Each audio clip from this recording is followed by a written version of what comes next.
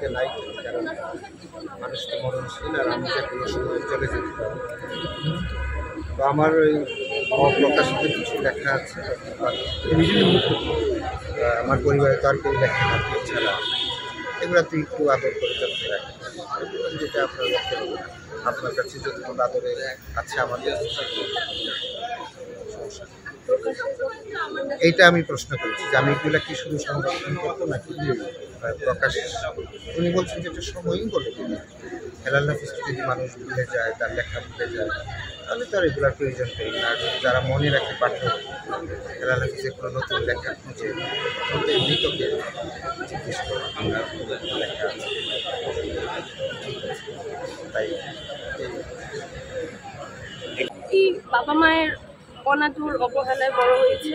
আমার বড় চাচু লেখাশোনা করতেন আদর, কিন্তু ওইখান থেকে লেখালেখির প্রতি ওনার ছোটটা বেশি ছিল। যারা লিখতে লিখতে সব কিছু মিলিয়ে পরিবার থেকে আলাদা একটু একটু করে বিচ্ছিন্ন হয়ে গেছে, তারপর লেখালেখি দিয়ে আপন করে নিয়েছে।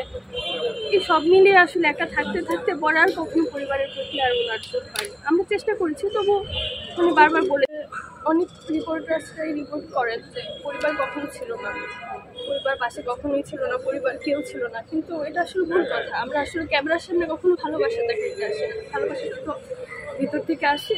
তো আমরা চেষ্টা করেছি অনেকবার চাচুর খবরাখবর রেখেছি। আমি ঢাকায় এসেছি, আমার আম্মু, আমার আব্বু, আমার বোন, আমরা কয়েকবার এসেছি। যিনি দেখাশোনা করতেন রূপম আঙ্কেল, ওনাকে নিয়ে, তারপর হচ্ছে শবনম আন্টি আছে, শাইলা আন্টি আছে, ওদের যারা মোটামুটি সবসময় যোগাযোগ রাখতো, ওদেরকে নিয়ে আমরা অনেক বুঝিয়েছি, চাচুকে অনেক কান্নাকাটি করে বুঝিয়েছি যে তুমি একবার চলো আমাদের সাথে তুমি একটা মাস থাকো, যদি তোমার মনে হয় যে তোমার খারাপ লাগছে, তোমার একটা পছন্দ, তুমি আবার চলে আসো, আমাদের কোনো সমস্যা নেই, বা তুমি একটাবার পরিবারের সাথে থাকো। কিন্তু চাচু এটাই সবসময় বলতো যে হ্যাঁ আসবো আমি শেষ সময়। এটা আসলে ছোট থেকেই আমার ছোট চাচু যখন খুবই ছোট, 3 বছর 4 বছর বয়স, তখন আমার দাদা মারা যান। এই বাবা মায়ের অনাদর অবহেলায় বড় হয়েছে। আমার বড় চাচু লেখাশোনা করতেন আদর, কিন্তু ওইখান থেকে লেখালেখির প্রতি ওনার ছোটটা বেশি ছিল। যারা লিখতে লিখতে সব কিছু মিলিয়ে পরিবার থেকে আলাদা একটু একটু করে বিচ্ছিন্ন হয়ে গেছে, তারপর লেখালেখি দিয়ে আপন করে নিয়েছে।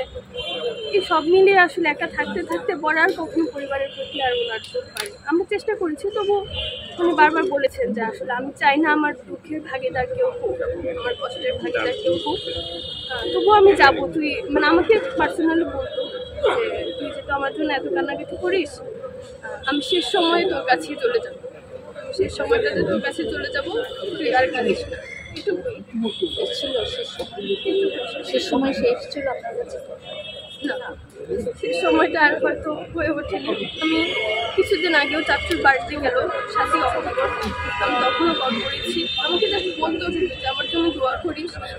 সে সময়টা আমি অনেকবার বলেছি যে চাচু তুমি ময়মনসিংহে তো চলে আসো, পরিবারের সাথে থাকলে তোমার ভালো লাগে।